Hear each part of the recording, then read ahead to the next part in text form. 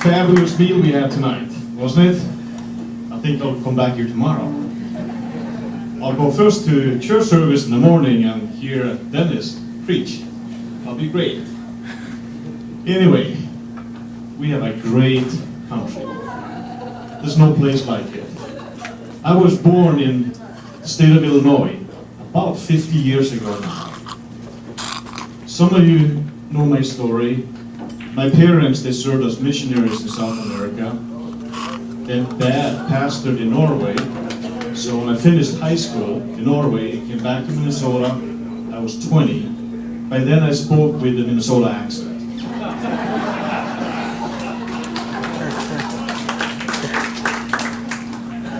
Anyway, when I came back as a young man to Minnesota, attended the University of Minnesota, finished with a graduate degree in business administration, I had many friends from Minnesota, from North Dakota, South Dakota.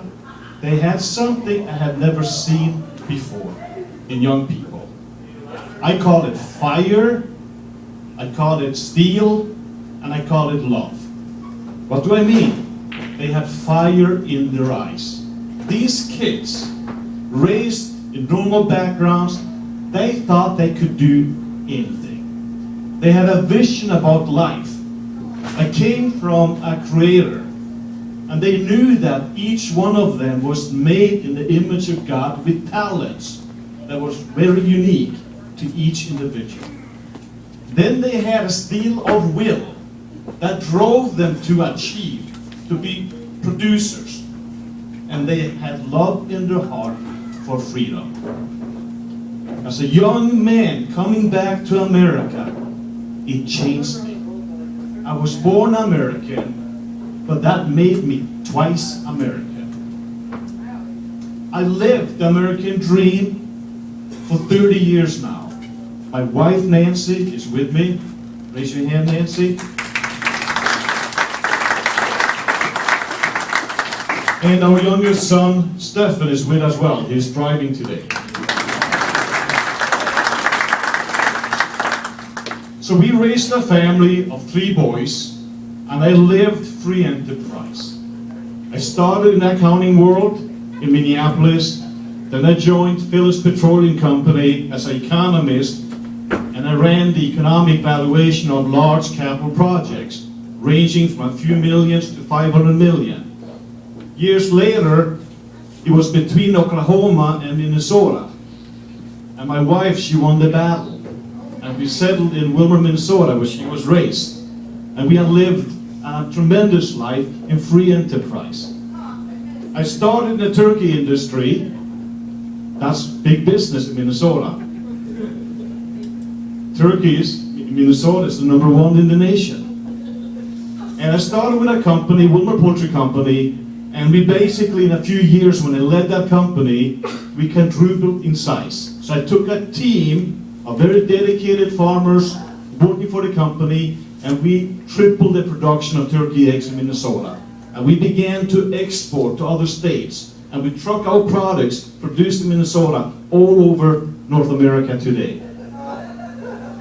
I also work for the same company in the engineering side, and now I'm running a bioscience team of young scientists who are focused on rocking the world with new innovation. So I'm living the American dream. One day something changed. A US Senator, Barack Obama, became our president. A friend of mine called me for Europe, and he asked, "Lee, what do you think about this?" And I said, "I can see where this new president is coming from. I recognize his language, his principles. They come from a continent I left a long time ago because I wanted freedom." And I told him, "I'm proud to be American, but this will cost us more than we can imagine. Not just fiscally, but to the American dream." What do I mean with American dream? People all over the world, they dream. We are wired by our Creator to pursue dreams. The French, they dream. The Russians, they dream. The Swedes and the Norwegians even dream. But the clearest dreams ever seen started in America. Because our founding fathers, they understood clearer than anybody else that from birth we are wired to be free. And they answered the question that's been debated over the ages. Can man be self-governed? And they concluded, yes, we can. And they crafted a constitution that's not been seen in any other places through history. A fabulous document. And out of that arose a nation that welcomed people, millions of people from all over the world. Come home and pursue your dreams. Take your talents, develop them into skills, gain experience, and add value to local community. So that brought millions of people from all over the world, and generation after generations of Americans, they were raised with this steel in their will, this fire in their eyes, and this love for freedom in their heart. So today, as we talked about before, this is a defining moment in our history. As a business leader, I had a choice to make. I knew what I left, I knew what I fell in love with, and I know what works. I could sit idle, not engaged, like many of us in business we've been doing for too long. And I said, now this is a call to a new generation of people that love freedom, people with business experience to engage and to lead. And start the process of rebuilding America, not from DC, but from home. From every local community, we need to start rebuilding our nation back to the framework of limited government, free enterprise, and a moral code that will allow us to be free without being told what to do. That's what this is about. This is a time in history that will define us. Is the American experience over? Is Barack Obama right that we need to transition into something else, which, by the way, is proven to be bankrupt? That's no way to lead. Or is this a time where we will finally stand up again? We will recognize that it took us too long, but once we stand up, we are strong. We will stand up and reverse what we have done for 50 years, and which now rapidly is changing so fast that if we don't stop direction in 2012, President Obama will be the closer. He will be the closer to what we see as limited government, and he will usher in what's called a central government that will control all of life. I'm running against an incumbent that's been in office for a quarter of a century. He claims to be a moderate, but he does not represent your values in conservative central, western, northern Minnesota. The first vote he makes is for Nancy Pelosi, the most liberal Speaker of the House we ever had. She set the agenda and brought us Obama healthcare. He tried to bring us cap and trade. Imagine his legacy, a new bureaucracy that will dominate over commerce, households, communities, telling us how to secure our energy and then penalize us if we don't follow what that elite tells us to do. That's the legacy that Pearson was willing to leave our generation moving forward. Obama healthcare, he's refusing to repeal it. So he's not the moderate voice that's needed to represent a western, central, northern part of Minnesota, which is a people framed in their backbone for liberty and individual responsibility. This is who we are. So that's why I'm standing up. Not to just to win an election, but something bigger in mind. We need to have a big vision to rebuild America from the bottom up. This is a movement, county by county, connecting leaders, connecting farmers. Some of you talk about door knocking. You know what I'm doing? Tractor knocking.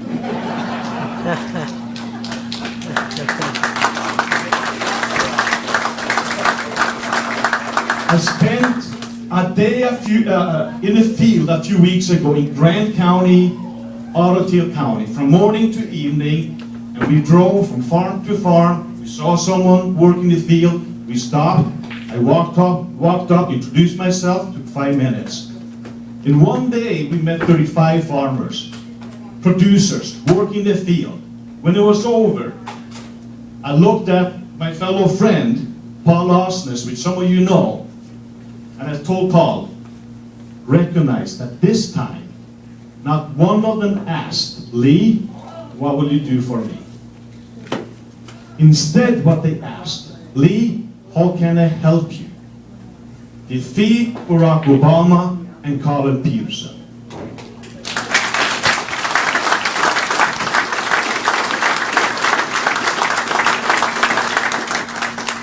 These farmers, who are our brothers, uncles, family members in our community, they are builders of the land like you are.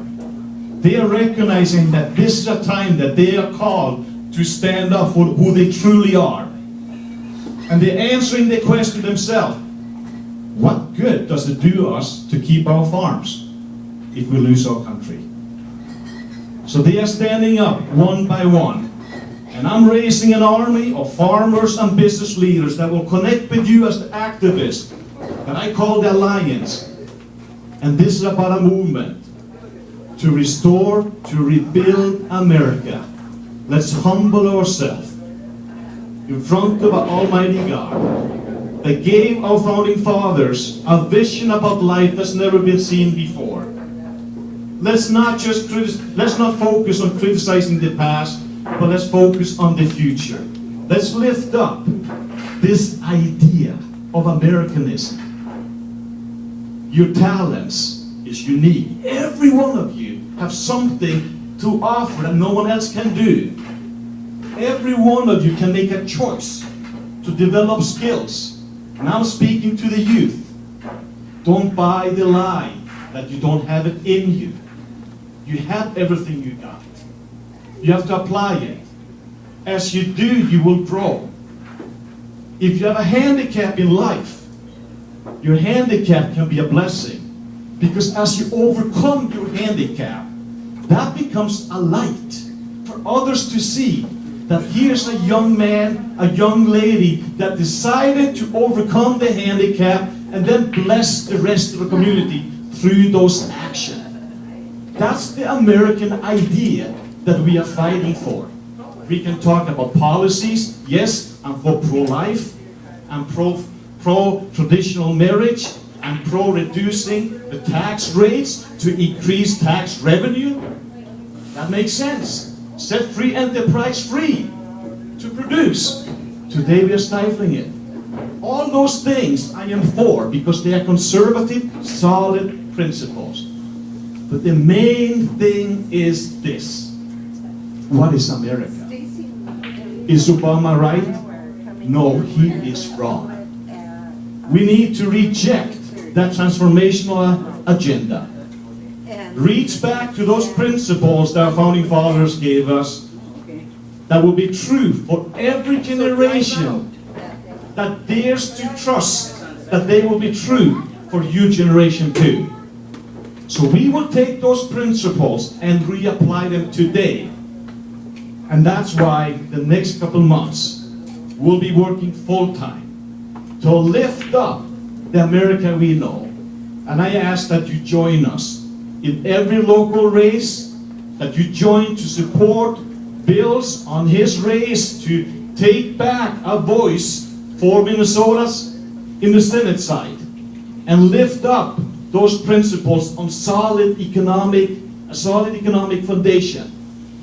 So let's stand up and be that generation that did not give up, but we stood up in a time that we were called for and answered the call that America is not dead.